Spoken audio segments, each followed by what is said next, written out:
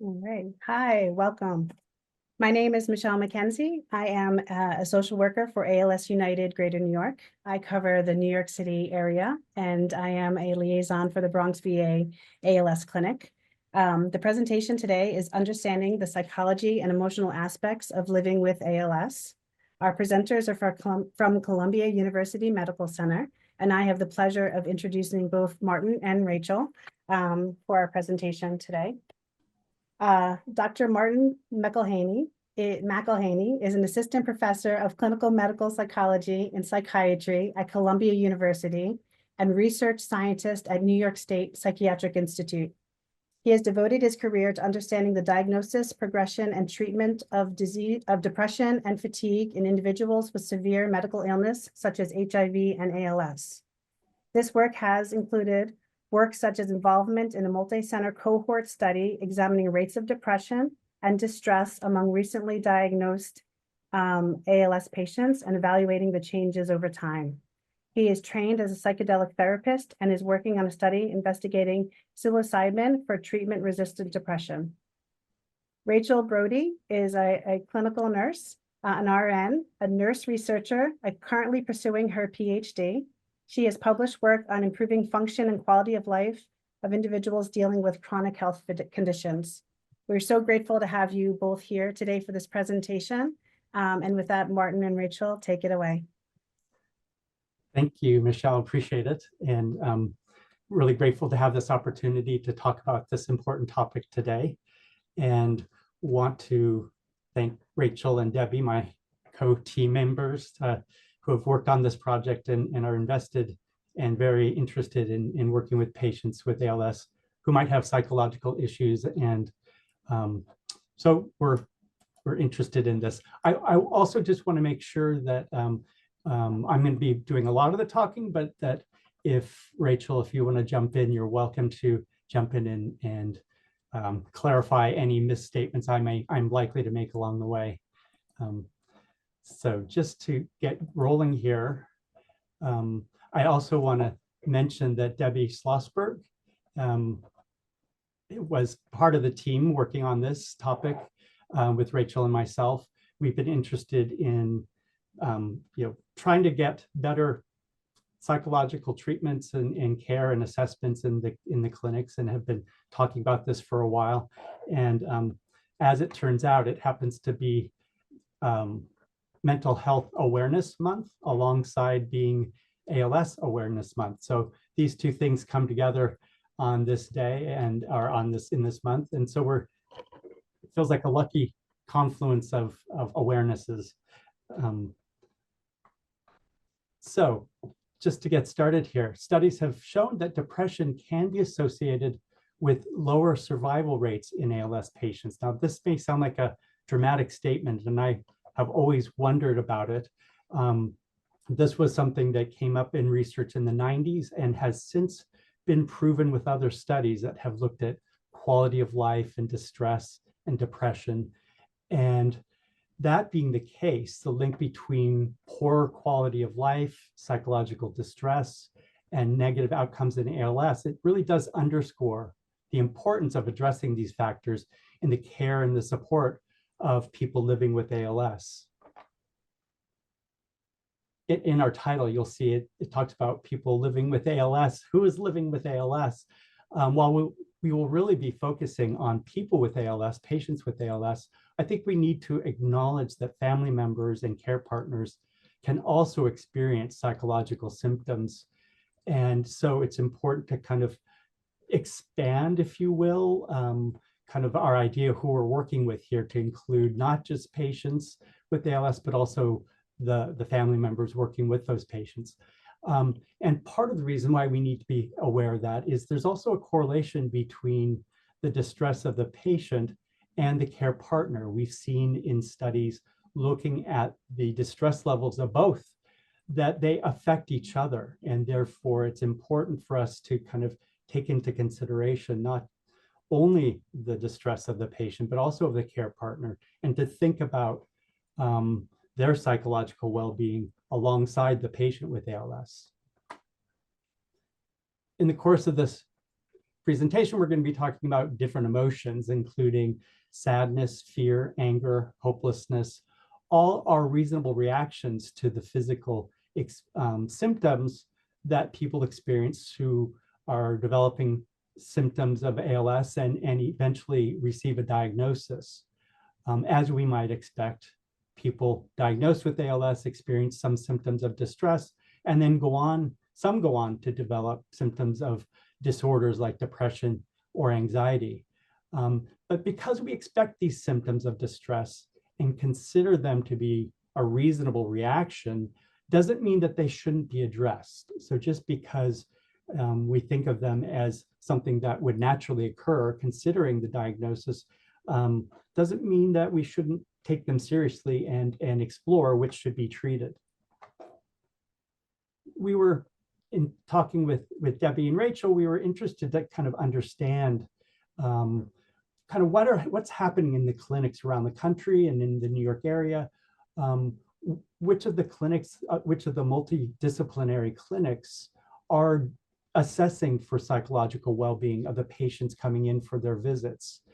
And what we learned was in an informal survey that not many of the clinics are actually in a formal way assessing for distress or diagnoses of anxiety or depression, while clinicians in the clinic who are working in these clinics may ask about the symptoms just kind of casually, how are you doing? How are things going? They may ask, but they're not formally doing a formal assessment.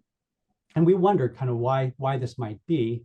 And some of the reasons that we came up with might be, well, the need for prioritizing the many physical symptoms that patients are experiencing. Certainly those are the priority of the visits to the clinic. And also that the clinic visits are, as we know, can be very long with the different disciplines going in and checking in with the patient, that the visits can be long already. Not all the ALS clinics have a mental health professional who's trained to work with this population and to assess for psychological well-being.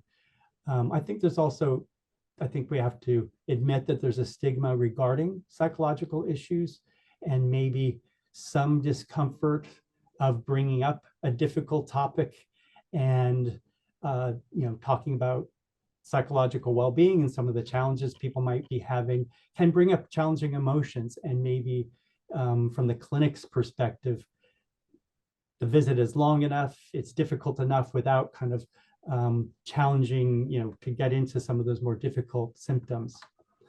From the perspective of the patient, we kind of wondered why the symptoms might not be addressed or brought up. And again, from the patient's perspective, their focus might be on the progression of symptoms with ALS. Patients may think that it's not an area open for discussion with the people coming through the room. Many aren't comfortable talking about their problems and emotions, and therefore, if there's any ambivalence about talking about it, they side on the side of leaving it be and not bringing up what's going on emotionally. Some people have a lack of knowledge regarding symptoms and what the treatment options might be and whether staff in the clinics are able to kind of help out and refer. There's the stigma of asking for and receiving psychiatric help. So maybe people know they need help and would like help, but just are not wanting to be stigmatized with the kind of what it means to be reaching out and getting that help. Financial barriers, the ability for insurance to cover mental health treatment can be an issue. And so that might come up as well from the perspective of the patient. In the end, I think we need to understand it's a two-way street and that both perspectives from the clinic side and from the patient and family attending the clinic from their side, that it adds up in a way that this area seems to be neglected. And we're very eager to kind of rectify that, issues that might contribute to the distress and have an impact on quality of life. Some of the issues that people might experience. I think first and foremost, the changes in physical abilities. certainly may contribute to levels of distress. The experience of losing independence and needing to rely on other people for help and care, that could certainly add to distress. Changes in abilities to communicate is kind of one of the areas that we see most often as contributing to levels of distress. Role changes, and these can be roles of all types, from being a someone working professionally, someone as a worker, someone as a spouse, someone as a caregiver to others, childcare. All those roles can change as symptoms emerge and progress. Cognitive issues. Sometimes people may experience some difficulties with their ability to concentrate, to focus. There can be some shifts in cognitive abilities. People always talk about this area as not being affected by ALS, but in fact, we've come to learn that they can be, and that too can contribute to the distress that people experience. Pseudobulbar affect is something that not that many people know as much about, and this is that kind of experience and expression of emotion that may not even sometimes match what the person's feeling, or even kind of an exaggeration of expression of affect that people are feeling. And that could be challenging for people. It could be embarrassing for people to have certain affect that draws attention to them. Fatigue. This is it's a symptom that is very quiet in terms of getting treatment and attention. But in doing research in the clinic over the years, we were looking at fatigue and symptoms of fatigue that people might experience. And it was rated as one of the more bothersome symptoms that people experience. It's tricky because, they may talk about feeling tired and we all feel tired from time to time. But this is a different type of fatigue that some people describe, that it's kind of a lack of ability to kind of engage in things. It's a lack of ability to stay to attend to things, and it can really impact on one's ability to enjoy things. Yes, great. Sorry, Martin. You able to hear me still? Yes. Okay. Facing the end of life. Here's a challenge that can certainly cause people distress, and it's something that people quietly dwell on and think about, and certainly can contribute to feelings of depression and distress. Uncertainty. Here's an illness where everything is changing, and it changes pretty quickly, and what's going to happen down the road is uncertain. There's a lot of changing happening, in some cases fairly quickly, and that certainly makes it difficult to plan and navigate the world when there's so much change and uncertainty in our future. To bring some of these pieces together, I think we've been talking about distress, but I think it's also, we're going to focus on symptoms of depression and symptoms of anxiety, and kind of the complicated way that these things kind of play upon each other. And also, you'll hear from time to time people talking about quality of life, and that's kind of an umbrella term for ability to enjoy, find meaning in life, and be able to engage in the things that they enjoy. And coping, and the coping strategies that we've had, that we, from the development through life, that we bring to challenges that come our way, particularly if we're facing an illness like ALS. Our ability to cope and deal with the challenges are all things that kind of overlap. You can see in the diagram here, they kind of have an interaction with each other. And it's something that it's useful to try to understand how they affect each other. I think one of the things that we're interested in talking about today is at what point does the expected distress that is associated with ALS kind of overwhelm our ability to cope, and begin to have an impact on our quality of life? At what point do the symptoms that we might call distress, depression, anxiety begin to be more present and interfere with our quality of life? Some factors that make it difficult to answer that question include the severity of our emotional symptoms can vary over time. So we might, people might conclude, I'm really being challenged, and I think maybe I might have depressive symptoms. I'm wondering if they should be treated. And then they might lighten up kind of in the following days. And then they may, again, head in the direction of depression. So the fact that they vary over time can make it difficult to kind of really arrive at some conclusion of whether it's expected distress or is it tending towards a depressive illness. The other thing that could affect our ability to answer that question is that the variations can be gradual. And so if our ability to cope begins to wane and our symptoms of anxiety or depression are becoming more present, more severe, it could happen in a slow pattern over time. And so that we kind of become we're not so aware of the change that's happening. And so the worsening of symptoms may not be, entirely obvious to us. The other thing that can interfere with our being able to determine kind of the difference between the level of symptoms we're having is our own coping mechanisms can mask the worsening of symptoms and keep them out of our awareness, both from ourselves being aware of them and from our communicating them to others. And so as our symptoms of depression or anxiety may worsen, they may not be obvious to others and sometimes even not to ourselves. So let's talk about this. What is the expected distress versus a psychiatric disorder? And we'll talk about distress first. It refers to a general state of emotional discomfort or stress. It's often transient and related to life events. Distress may be managed with coping mechanisms or strategies, including different types of supports. Distress can also include the grief and kind of natural mourning processes that naturally occur that need to be distinguished from a clinical depression.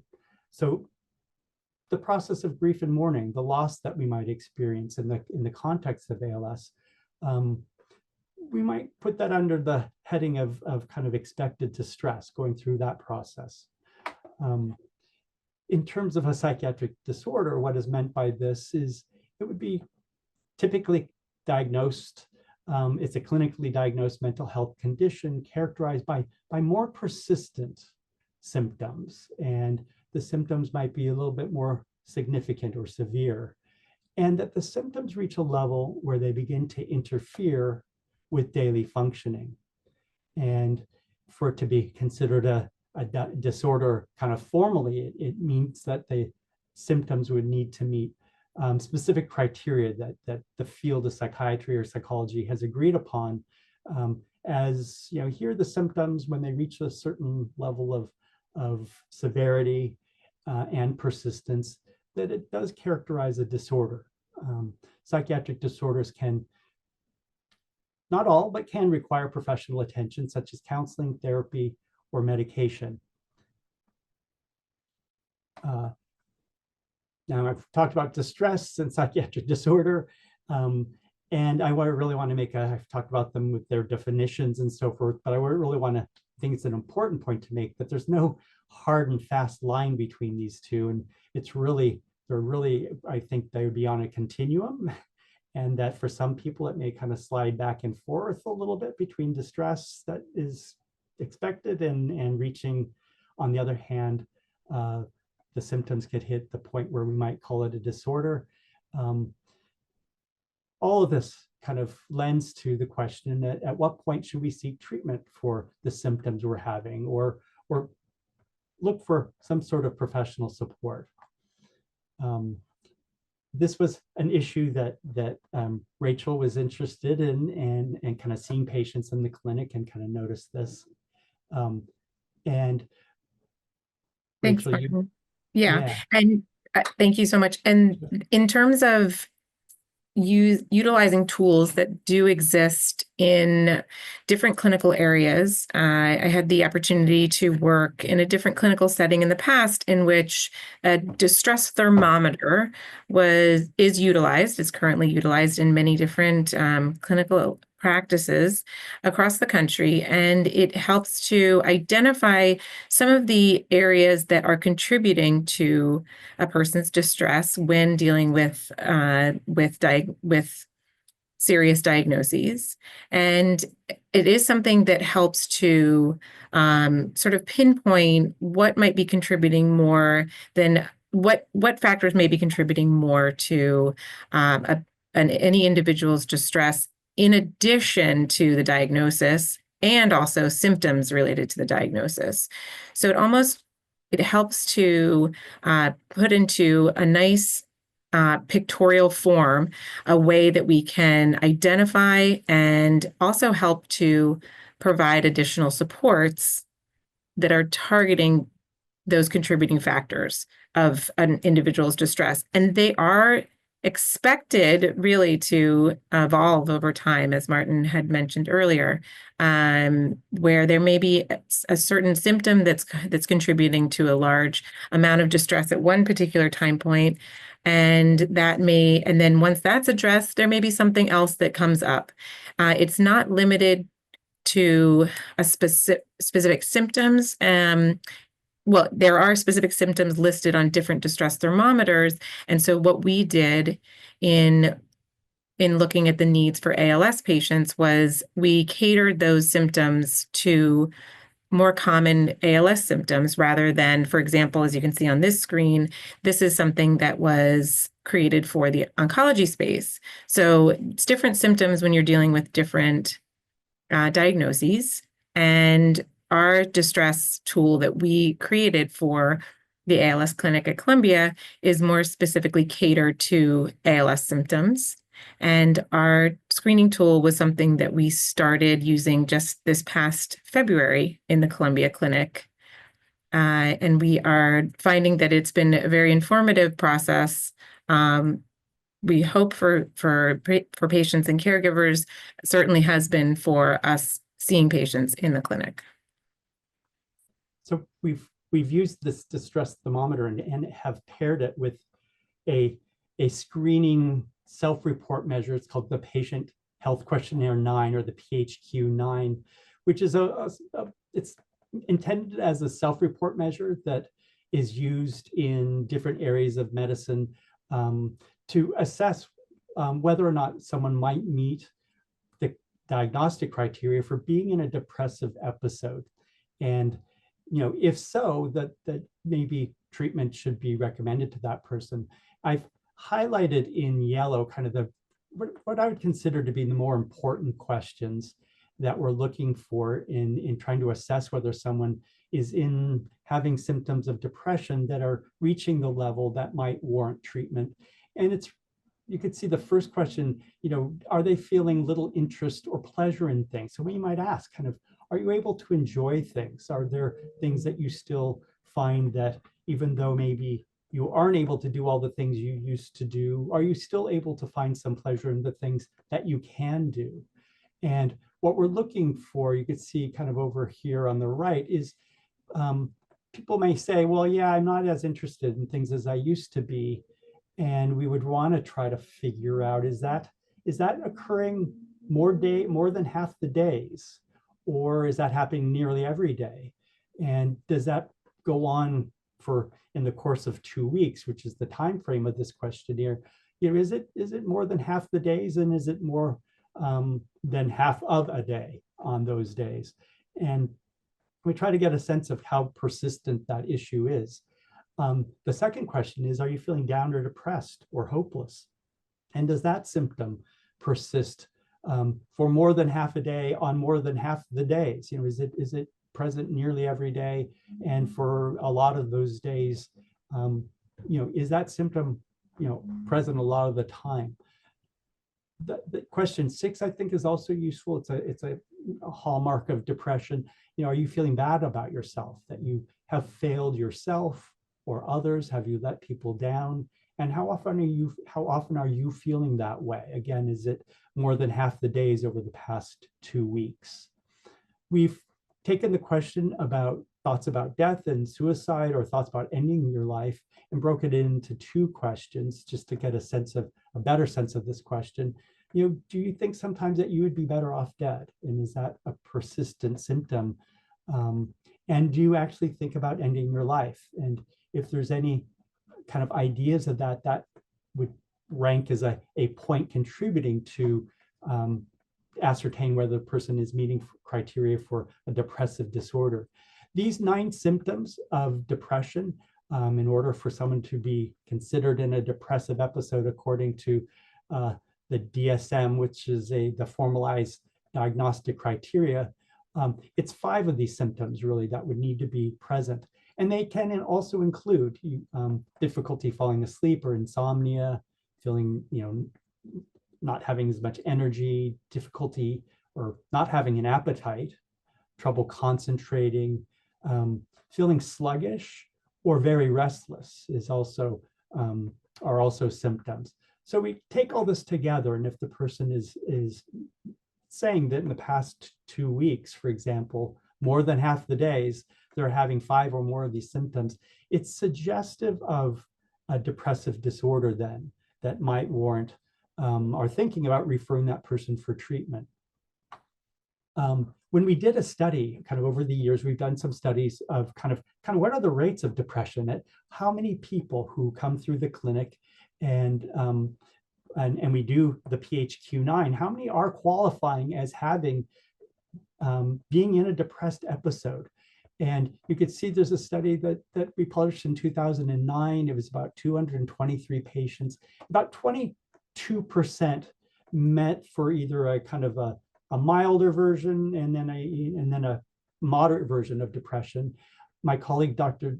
Judith Rabkin, in 2015, in a larger sample of 329, using the PHQ like I just described. In her study, they found about 12%. And why there's a difference between the two is kind of hard to explain. It's not entirely clear. In all the data, and there's a fair amount of research on kind of the prevalence of depression in patients who have ALS, falls somewhere between 10% and 30 or 40%, depending on how it's ascertained, how it's assessed. These rates are higher than in the general population, but not as prevalent or as severe as people really expect it to be. And that these rates are similar to patients with other medical illnesses of a similar nature. So, some people might have expected them to be at higher rates, but they're not as higher rates as we might actually expect. It seems that the rates of depression seem to be occurring higher around the time of diagnosis, in the year leading up to someone receiving an ALS diagnosis, and then maybe the first year after the diagnosis. And after that first year, the prevalence rates decline a little bit over time. And the assumption might be that progression would correlate with increase. As ALS progresses, we would think that perhaps prevalence rates of depression would also, but that's not the case, in fact. And what it points to is an idea of resilience, that in fact people bring to, after kind of going through the process of arriving at a diagnosis, actually receiving the diagnosis and incorporating that into kind of their life and becoming accommodating to that idea, actually begin to kind of do a little bit better over time. And again, it points to the resilience that people bring to the illness. I've talked about depression, and I think it's also to note that their anxiety disorders and symptoms of anxiety are also something that are important. In the clinic, when Rachel and I would be doing our assessments, we had asked the first 2 questions here: the feeling nervous or anxious or on edge across the past couple weeks, and if they're having those symptoms kind of more than half of the days, and for a lot of the time during those days, then we would kind of mark them off in the green area here, not being able to stop or control their worrying. And again, if that symptom seems to be present a lot of the time over the past couple of weeks, it's indicative of an anxiety disorder that we might need to, again, consider referring that person for treatment. Another type of symptom that can occur in the context of having anxiety and uncontrolled worrying are the experience of panic attacks. And so these are questions that also should be asked. Have you experienced repeated attacks during which you suddenly felt intense fear or discomfort, along with physical symptoms such as a pounding heart, shortness of breath, shaking or sweating? And these are quite disturbing. These are really uncomfortable situations that people can experience. Symptoms tend to come on pretty quickly and typically resolve after about half an hour, 20 minutes, half an hour. Unfortunately, even after the episode resolves itself and may calm down, over the course of the next couple of days, people sometimes have anxiety about having another attack. That's how uncomfortable the experience is. The idea of feeling that they're maybe dying and is terrifying. And so people become anxious about having another attack. And that may contribute to our deciding that person might have what would be called a panic disorder. And again, that would be something that would warrant our referring them for treatment and seeing what we could do with them. There's been less research regarding rates of anxiety disorders in ALS. The symptoms of anxiety can overlap with the symptoms of depression. People who have depressions often have some symptoms of anxiety, or vice versa. In the field of psychology and psychiatry, people have argued maybe it's not two distinct disorders, but in fact, it might be kind of a larger disorder with perhaps a predominance of one type of symptom over the other. Estimate ranges of people with a anxiety disorder seem to be in the 20 to 30% range. So in terms of treatment, so we've talked about whether or not the distress someone has tips over and reaches a level that might be suggestive of a depressive episode or an anxiety disorder. And the options, how do we go about treating these? Medication, therapy, support groups. I think I'll talk about each of these and also just some practical steps that might help reduce stress. Now, I'm mentioning these things and I also put on the slide here, or a combination of the above. I think often the best approach is not to think of one or the other of these, but to perhaps put a couple of them together as a treatment. And it seems that it's a combination of treatments that works best. And this is the case for people with ALS, and it's also the case for people without a disorder like ALS. So antidepressants, let's just talk about these for a moment. And first of all, how they work. There are several different types of antidepressant medications, first of all, and they work differently on the brain. One of the different medications should be chosen to address the type of symptoms that the person is experiencing.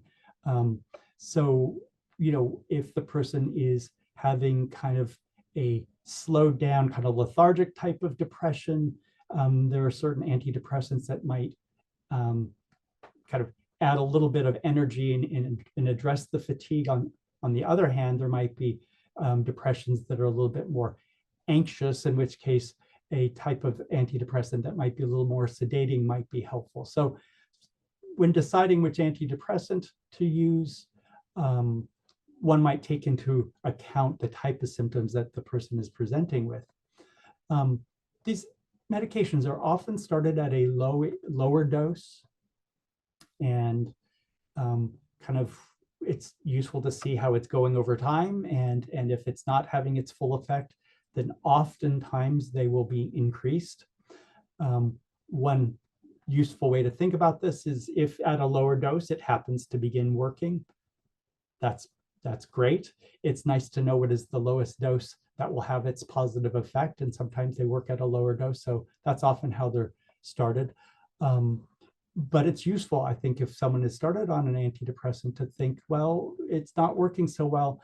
They need to give that feedback to the person prescribing and saying, you know, I might need to increase the dose because it's not really having the desired effect. Antidepressants need to be taken daily. So it's important that one needs to take it every day. Some of the more sedating are often prescribed to be taken at bedtime because it might then help with sleep.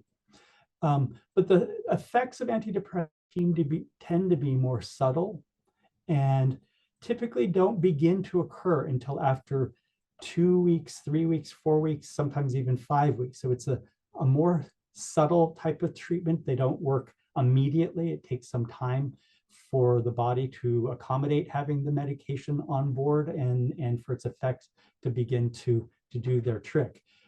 So it takes some time. There are some side effects, and that's something to be considered with antidepressants. Sometimes people have side effects kind of early on when they're taking it, but that sometimes those subside over time. So it's useful to see kind of what happens over, you know, a period of time of taking it. If one antidepressant isn't helpful, or if there are side effects, there are other medications that can be tried. As is mentioned in the first point, there are many different types of antidepressants. And sometimes if one type of antidepressant doesn't work, there are others. There are several. The other thing is sometimes it's not just one medication. Sometimes it takes a combination of antidepressants. And, you know, I think for the most part, if you were to poll the people out there in the world, people not with ALS who are on antidepressants, they would say, oh, I'm on two, I'm on a combination, or I started out on this one, it wasn't so helpful, and then I went to this one. So it's a little bit of an art, not always a science, of kind of arriving at the right antidepressant medication. In doing the screens in the clinic and someone presents with symptoms that really suggest that treatment for their depression is warranted, and we kind of go through what some of the options are, and we say, you know, medication is a possibility, and they shake their head and they're like, no way am I taking an antidepressant, you know, and they suggest, well, that means there's something wrong with me. It seems to be like kind of a judgment almost that if they take an antidepressant, it suggests there's a failure on their part or there's something wrong with them, and they don't want to go there. The other thing people say is, I don't want to take something that I might become addicted to. And it's an interesting notion of addiction to antidepressants. They are not habit forming. People take them, and if they find them useful, they say, yes, I like this medication and I want to keep using it. I find it very helpful. That's not addiction. That's just the person finding something helpful and wanting to take it. So they aren't addictive. There are a few of them that one needs to taper off of if they're going off of it. That doesn't suggest that they're addictive. It just suggests that sometimes there are some side effects if you go off too abruptly. Now, medications for anxiety, they're like antidepressants. There are several different types that can be used for anxiety. Anxiety medications can be prescribed on an as-needed basis. So compared to antidepressants that you might take every day, sometimes people are prescribed medications for anxiety to take if they start to feel the symptoms coming on. If they're feeling particularly anxious, they could take the medication and they'll notice it's useful effects within 15, 20 minutes. And they only need to take it at times when they are feeling anxious. They don't need to take it every day. I'm just going to back up a little bit. There are some of the antidepressants that work fairly well for anxiety, by the way. And so sometimes some of the doctors will prescribe one of the antidepressants, and it does seem to help for anxiety. Those are not the medications that are taken on an as-needed basis, but they need to be taken daily. for anxiety. Now, providers are reluctant to prescribe these kind of as needed anxiety medications, and it's for several reasons. One of them is that they can tend to depress the central nervous system, which then can suppress breathing. Now, in patients with ALS, where breathing may be challenging to begin with, some of the providers are reluctant then to kind of contribute to that with one of these anxiety medications. Some of the medications can cause some drowsiness or dizziness or impair coordination. And again, they're reluctant to induce some of these symptoms in someone who is having some motor challenges associated with ALS.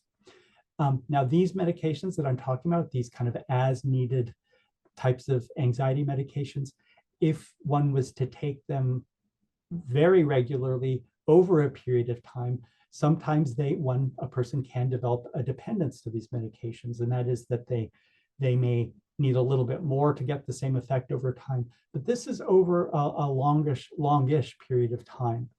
And considering how uncomfortable and how challenging a panic attack, for example, can be, and the medications work well for panic attacks. This is something that can be worked out with the provider and say, look, I'm going to take them carefully, only at certain times. We'll keep track of how often I'm taking it, and keep an eye on that dependence. An issue with these is who will prescribe them, and if not a neurologist, will a general practitioner prescribe them? Sometimes they can be reluctant to prescribe these, and it takes sometimes some negotiation about kind of how they will be used and that they be used carefully. To move on to other treatments for depression or anxiety, counseling or psychotherapy. This is obviously a good way to go. Many people find it helpful to have a place and time to discuss the emotional challenges that they're experiencing, having someone to listen to what they're going through, and have it not be a family member or a friend who the person may feel they don't want to burden family members or friends with their issues. So to have someone who's objective to hear what's going on can be helpful. There are many types of therapy, such as cognitive behavioral therapy, or CBT, that offers practical strategies to address anxiety and depressive symptoms. CBT is a therapy that many psychotherapists out there are versed in. It's a kind of one of the go-to therapies for depression and or anxiety. And a lot of people know the tenets of cognitive behavioral therapy and could, use this therapy for people with ALS. People might ask us, therapy, am I going to have to talk about kind of relationships with my mother and father? Absolutely not. A lot of therapies, CBT in particular, is really about the present symptoms and goals for the future, not looking backwards at old relationships. Will I be judged for having difficulties? The difficulties that I'll be revealing to someone else. Therapists, for the most part, we've heard a lot, and we have our own issues, and we don't judge, or we work hard at not judging. What if I'm having difficulty speaking? This is a question that is often comes up if people are having challenges with speaking. I've worked with patients who can't speak, and we will have exchanges by email or by text. I will post some questions for them to talk about, and they'll respond, and we will have an exchange like that. Finding someone who is versed in doing a therapy in that way is challenging, but it can be done. What if I'm not used to asking for help or sharing? And I think this is really a common thing that we see, is people aren't used to asking for help. It's just not their way. Maybe they are used to being the helper. And I would say that with ALS, we are going to be challenged, and we are going to have to grow in some ways. And one way that we might need to grow is to let go of the notion that we will always be the helper and don't want to be helped by others. And maybe that is a way that we will need to grow. Will my insurance pay for therapies? Most insurance does pay for therapy, but every insurance is different, and it's certainly worth seeing what insurance will do. Is it necessary for therapists to know about ALS? I would say it's helpful, but not absolutely necessary. I think if they don't know about ALS, they may know about other illnesses and may be able to apply their experience in working with patients who have had other illnesses. It certainly would be helpful if there were more therapists who knew about ALS. And one of the goals that Rachel, Debbie, and I have is to have more people be trained to do therapy with patients with ALS. Will the sessions be in person or virtual? Most people these days are working both ways, and one can find a therapist who kind of is able to work in either of these formats. How do I find a therapist, someone with whom I feel comfortable? Referral is a good way, someone who knows a therapist, people in the clinics or kind of working with the different associations may know of therapists. And the part about someone with whom I feel comfortable, sometimes it takes meeting a therapist or two before we find someone that we feel we could really work with. And it's very important that you find someone that you feel you could be comfortable with, you connect with, and feel comfortable sharing some of the things that you might need to talk about. Support groups for patients and caregivers with ALS. These don't require insurance. There they are, they're available. Again, as with therapy, many people find it helpful to have a time to discuss the challenges they're experiencing. Certainly learning from others' experiences can be invaluable. People don't have to reinvent the wheel to kind of find some of the shortcuts and some of the issues that go along with having ALS. Support groups are great for that.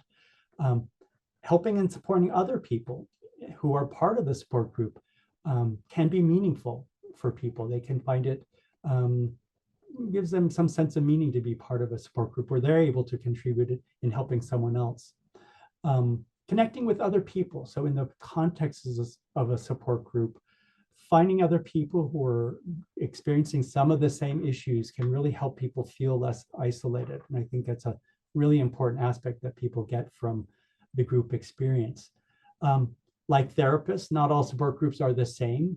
It's useful to try several until you might find one that you feel at home with and that you connect with in a way that you think will be productive.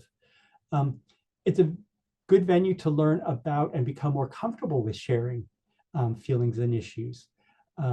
So one can go in and be kind of quiet for a while, but it does give one the opportunity to see others sharing their feelings and to become a little bit better at sharing one's own feelings. They come in different flavors. Go ahead. So sorry. It looks like we are about almost, we have 12 minutes left and we are getting a good number of questions. So I just thought I'd give you a time stamp. Beautiful.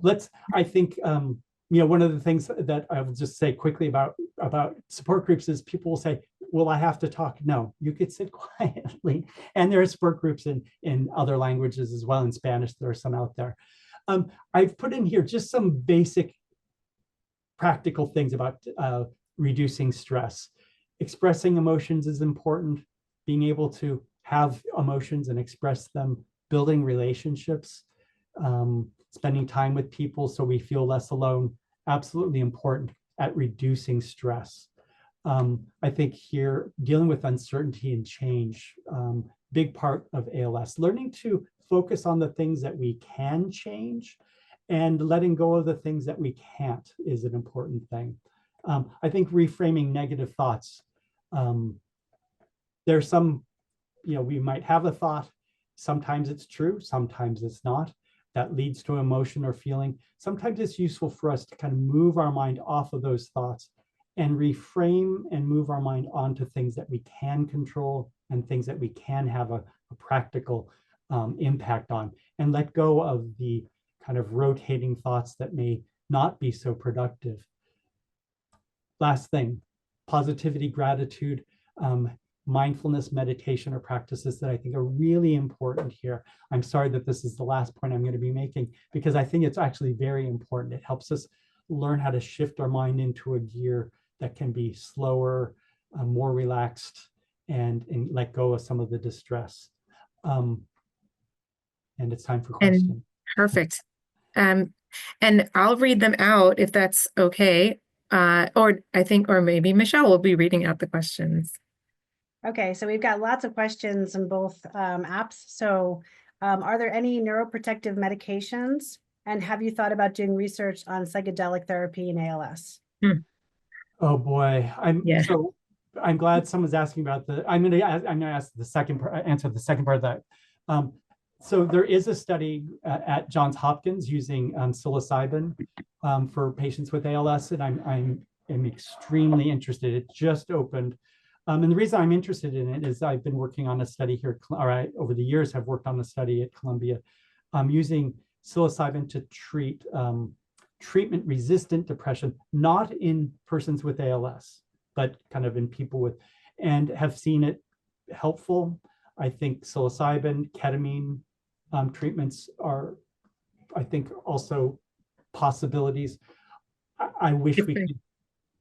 I would love to find more. Yeah. Yeah, and thank you for addressing that, Martin. And I think it is important, though, that we are tapping into those sort of tried and true approaches as a first step, rather than jumping immediately into the more experimental approaches for kind of the majority of the population. But it is wonderful to know of there being these trials that are running already.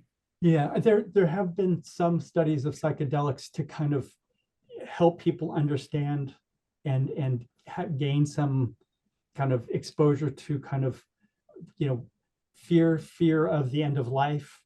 So there have been some studies, not only with patients with ALS, to kind of address those types of thoughts and those levels of distress, and they've been fairly effective. So it's an area that I think we need to do some work on.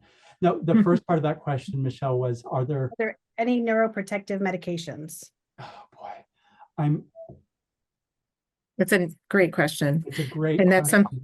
That's something that I think that we certainly need to do more investigation into. I don't think that that's something that we've delved into, at least not in my experience. Yeah, I'm gonna say that there might be, but I don't know. Yeah, but that doesn't mean that it's a great question. Okay. Yeah. I got Let's go to the lots of next. questions, so let's go on. Yep.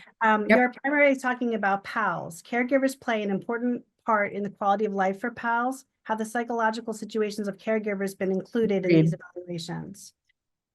That is near and dear to my heart. This is so dealing with this diagnosis impacts the whole family unit and the caregivers, and it affects everyone involved in the care team.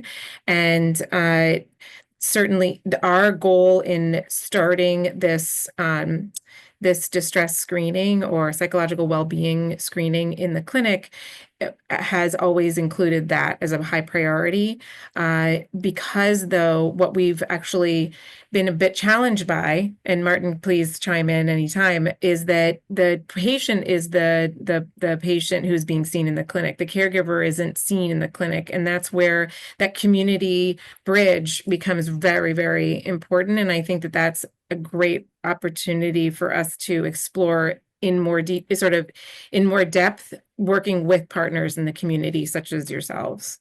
But that is that's a very high priority for all of us. There was a point in time when we were kind of, at that point, my colleague, Dr. Rabkin, who I mentioned kind of a little bit earlier, we were undertaking a study in the clinic where we were doing screenings of a sort of both patient and primary caregiver. And the idea would be that we were going to offer what was coping effectiveness training to whomever was having a level of distress. We applied for a grant, we didn't get it. We applied again, we didn't get it, and we kind of let that go. But frankly, I think someday that would be an area that would be really important to. I mean, Rachel, wouldn't have been Needed there. to do the distress Yeah. thermometer with both members of Yeah. All right. who are on Amazing. this tonight? Thanks, guys. We have so many more questions. I think Okay. we might only be able to answer this one. It's quite lengthy. Okay. Hopefully these two questions overlap, so please address both if you have time. Which medical professionals provide guidance and monitor patients' responses for counterindications when the patient is taking multiple medications, supplements, herbs, etc.? My husband, for example, is consulting with an ALS team. He is not currently using meds for mental health purposes. He's likely to look to other mental health professionals outside of the team to consider the medication options. Do you have suggestions how he or we approach any of these providers to encourage them to consult with each other? It's particularly challenging for us, patients and caregivers, to be gatekeepers of the communication with so many other things that need to be attended to. So, it's a great practical question. So here are people prescribing medications, all these things going on, how to have a central person who will oversee kind of what problems there might be, interactions between medications.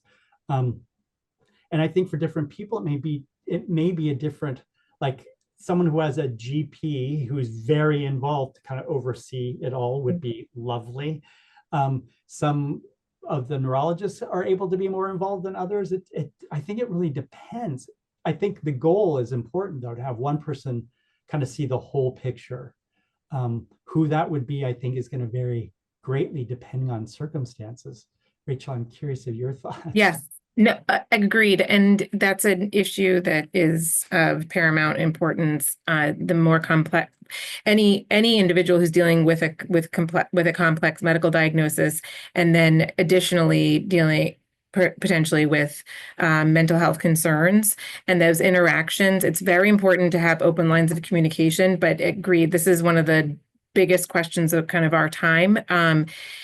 And people are looking at it from different perspectives in my experience, but agreed in terms of, for example, general provider, general practitioner, or perhaps palliative. Palliative can also be very helpful in that regard.